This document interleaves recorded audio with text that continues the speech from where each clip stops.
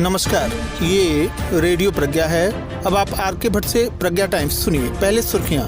एक दिन में सर्वाधिक 32 व्यक्तियों की रिपोर्ट कोरोना पॉजिटिव, संक्रमितों की संख्या हुई 255। लॉकडाउन के दूसरे दिन भी सभी गतिविधियां रही बंद, सड़कों पर पसरा रहा सन्नाटा। जनपद पुलिस ने टॉप 10 के 25-25 हजार के पुरस्कार घोषित, 2 अभियुक्तों को किया गिरफ्तार। पडरौना रेलवे के पूर्वी ढाले के आसपास की सड़क गड्ढे में तब्दील, घट सकती है दुर्घटनाएं। और ऑनलाइन संपन्न हुई मधुर साहित्यिक सामाजिक संस्था की 67वीं मासिक कवि गोष्ठी। अब प्रज्ञा टाइम्स विस्तार से। जनपद में कोरोना का कहर टूट पड़ा है। अब तक एक दिन में सर्वाधिक व्यक्तियों की रिपोर्ट कोरोना पॉजिटिव पाई गई। रविवार को 538 संदिग्ध व्यक्तियों की रिपोर्ट आई, जिसमें 32 व्यक्तियों की रिपोर्ट कोरोना पॉजिटिव पाई गई। वर्तमान में कुल एक्टिव मरीजों की संख्या में उछाल आया है और यह 114 तक पहुंच गया है, जबकि 135 संक्रमित इलाज के उपरांत ठीक होकर डिस्चार्ज किए जा चुके हैं। जबकि अब तक जनपद में कुल 6 संक्रमित मरीजों की मृत्यु हुई है। मुख्य चिकित्सा अधिकारी डॉक्टर एनपी गुप्ता के द्वारा जारी प्रेस नोट में बताया गया कि जनपद में अब तक 9056 संदिग्ध व्यक्तियों के सैंपल जांच के लिए भेजे गए, जिसमें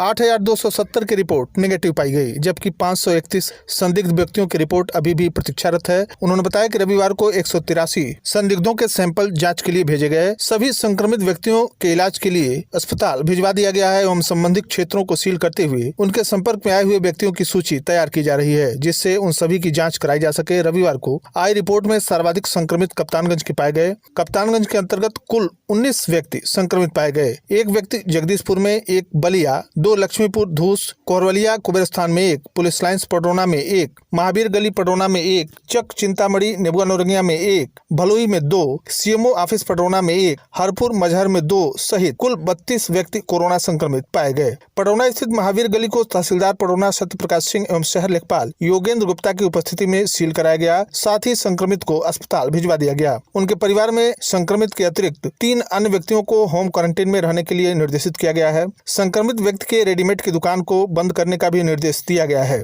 प्राप्त सूचना के अनुसार उक्त संक्रमित व्यक्ति बुखार आने पर शहर के एक प्रतिष्ठित डॉक्टर से इलाज करा रहे थे। कोविड-19 के लक्षण मिलने पर उन्हें मलेरिया तथा कोरोना की जाँच के लिए कहा गया। कोरोना रिपोर्ट पॉजिटिव आने के बाद इलाज कर रहे चिकित्सक का चिकित्सालय बंद करते हुए स्वयं को होम क्वारंटाइन में रहने के लिए कहा गया है। विकासखंड मोतीचक के गाँव लक्ष्मीपुर धूस में फिर 2 कोरोना पॉजिटिव मिली। जानकारी के अनुसार लक्ष्मीपुर धूस के टोला राम कटोरी निवासी रामप्रीत चौहान पुत्र ठाकुर चौहान उम्र 55 वर्ष, जो 6 जुलाई को ट्रेन के द्वारा मुंबई से घर आए थे, 8 को गांव में ही सैंपलिंग कराए थे। वहीं दूसरा पॉजिटिव मरीज आदित्य यादव पुत्र ध्रुव नारायण यादव उम्र 12 वर्ष है, जो घर पर ही रहता था। इसके पिता ध्रुव नारायण 3 जुलाई को मुंबई से घर आए थे। कोविड जांच के बाद 7 जुलाई को पॉजिटिव पाए गए, जो अभी भी कोविड अस्पताल लक्ष्मीपुर में भर्ती हैं। आदित्य उन्हें खाना पहुंचाने जाया करता था। स्वास्थ्य विभाग के द्वारा सर्वे और सैनिटाइजेशन का कार्य कराया गया। इस संबंध में प्रभारी चिकित्सा अधिकारी लक्ष्मी नारायण सिंह ने बताया कि 2 कोरोना मरीज संक्रमित पाए गए हैं। प्रदेश में बढ़ रहे कोरोना संक्रमण के दृष्टिगत प्रदेश के मुख्यमंत्री योगी आदित्यनाथ के द्वारा निर्देशित किए जाने के उपरांत संपूर्ण प्रदेश में 10 जुलाई की रात 10 बजे से 13 जुलाई के प्रातः 5 बजे तक संपूर्ण लॉकडाउन घोषित किया गया है, जिसके अंतर्गत रविवार को संपूर्ण लॉकडाउन का दूसरा दिन रहा, जिसमें जिले में हर तरफ सभी गतिविधियां बंद रहीं। लोग अपने घरों में रहे।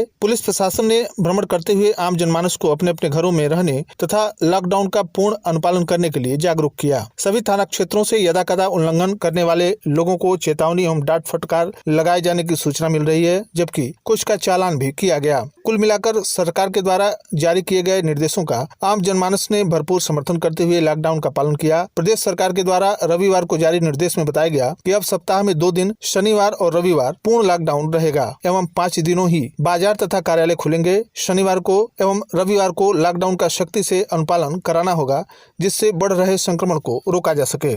जनपद पुलिस के द्वारा गैंगस्टर एक्ट में वांछित टॉप 10 25-25 हजार रुपए के पुरस्कार घोषित 2 अभियुक्तों को गिरफ्तार किया गया है। पुलिस अधीक्षक कुशीनगर विनोद कुमार मिश्र के निर्देशन तथा अपर पुलिस अधीक्षक के पर्यवेक्षण में क्षेत्राधिकारी कस्या के नेतृत्व में अपराध एवं अपराधियों के विरुद्ध चलाए जा रहे अभियान के तहत अहिरौली बाजार पुलिस टीम के द्वारा थाना स्थानीय पर पंजीकृत गैंगस्टर एक्ट में वांछित पुरस्कार घोषित अभियुक्त लाल बहादुर निषाद पुत्र गंगा निषाद साकिन सुबोधिया खुर्द थाना अहिरौली बाजार जनपद कुशीनगर को गिरफ्तार कर उसके पास से एक देशी तमंचा, 315 बोर एवं 1 अदद जिंदा कारतूस बरामद कर थाना स्थानीय पर मुकदमा पंजीकृत कर आवश्यक वैधानिक कार्रवाई की गई। वहीं गैंगस्टर एक्ट में वांछित पुरस्कार घोषित अभियुक्त राजकुमार पुत्र शिवराज चौहान निवासी सुबोधिया खुर्द टोला बिंटोलिया थाना आइरोली बाजार जनपद कुशीनगर को गिरफ्तार करने में सफलता प्राप्त की गई। उल्लेखनीय है कि दोनों अभियुक्तों की गिरफ्तारी है 25-25 हजार रुपए का पुरस्कार घोषित था। गिरफ्तार करने वाली टीम में प्रभारी निरीक्षक राहुल कुमार सिंह थाना आइरोली बाजार जनपद कुशीनगर, उप निरीक्षक Vivekanand Yadav, head constable Ajit Kumar Singh, head constable Abhay Narayan Yadav, constable Chandrakesh Maurya शामिल रहे। अवैध शराब बिक्री, निष्कर्षण एवं परिवहन के विरुद्ध की गई कार्रवाई के अंतर्गत थाना पटेरवा पुलिस टीम के द्वारा एक अभियुक्त राजकुमार सिंह पुत्र बाबूराम शाकिन सठियाओं थाना पटेरवा जनपद कुशीनगर के कब्जे से 10 लीटर अवैध कच्ची शराब बरामद की गई। थाना हाटा पुलिस टीम के द्वारा एक अभियुक्त शमसुन उर्फ छोटे पुत्र स्वर्गीय जफरुल हक शाकिन चौपथिया थाना हाटा जनपद कुशीनगर के कब्जे से 10 लीटर अवैध कच्ची शराब बरामद की गई। थाना तुर्कपट्टी पुलिस टीम के द्वारा विनोद खरवार पुत्र स्वर्गीय गोरख खरवार शाकिन अंगया थाना कसिया जनपद कुशीनगर एवं पप्पू वर्मा पुत्र नगीना वर्मा शाकिन बरवा कला थाना तुर्कपट्टी जनपद कुशीनगर के कब्जे से 10-10 लीटर अवैध कच्ची शराब बरामद की गई। इन सभी अभियुक्तों पर आबकारी अधिनियम में मुकदमा पंजीकृत कर आवश्यक वैधानिक कार्रवाई की गई। पडरौना के भूतनाथ कॉलोनी नोनियापट्टी होते हुए रेलवे के पूर्वी फाटक से होकर अम्बे चौक की तरफ जाने वाले बाईपास सड़क की स्थिति खस्ता हाल हो गई है। रेलवे के पूर्वी ढाले के बगल में सड़क पूरी तरह से गड्ढे में तब्दील हो गई है, जिसमें गाड़ियों का निकलना एक चुनौतीपूर्ण काम है, जबकि इधर से होकर भारी वाहन एवं बड़ी संख्या में लोग आते जाते हैं।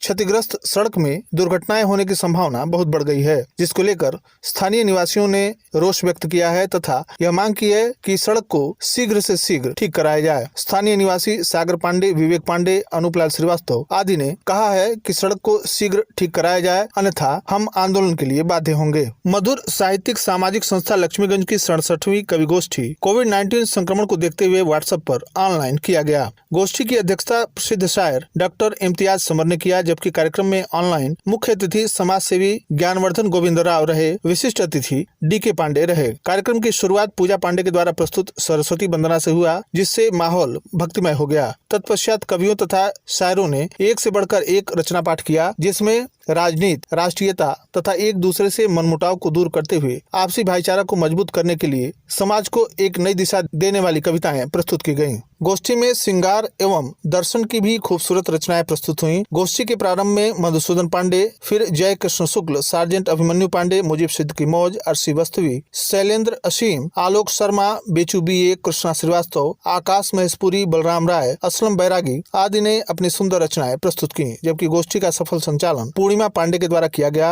अंत में गोष्ठी की सफलता के लिए संस्था के अध्यक्ष मधुसूदन पांडे ने सभी कवियों का आभार व्यक्त किया। और अंत में सुर्खियां एक बार फिर। जनपद में एक दिन में सर्वाधिक 32 व्यक्तियों की रिपोर्ट कोरोना पॉजिटिव, संक्रमितों की संख्या हुई 255। लॉकडाउन के दूसरे दिन भी सभी गतिविधियां रही बंद, सड़कों पर पसरा रहा सन्नाटा। जनपद पुलिस ने टॉप 10 के 25-25 हजार के पुरस्कार घोषित 2 अभियुक्तों को किया गिरफ्तार। पडरौना रेलवे के पूर्वी ढाले के आसपास की सड़क गड्ढे में तब्दील, घट सकती है दुर्घटनाएं। और ऑनलाइन संपन्न हुई मधुर साहित्यिक सामाजिक संस्था की 67वीं मासिक कवि गोष्ठी। इसी के साथ प्रज्ञा टाइम्स का ये अंक यहीं समाप्त हुआ। नमस्कार।